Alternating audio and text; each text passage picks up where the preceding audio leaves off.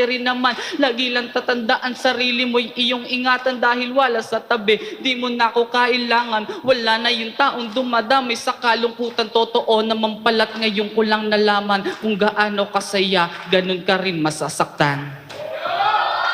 Yun. Ayun na nga. Ngayon naman, sisimulan na natin ang 7 questions of hope. Maaari nyo lalamang itong sagutin ng mga katanungan sa isa't isa ng hindi, oo, pwede, or ewan.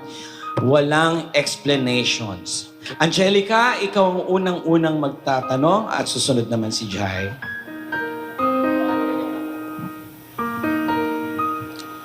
Galit ka pa ba sa akin? Ewan? Iiwasan mo ba ako kapag sinabi kong wala nang pag-asa maging tayo? Ewan.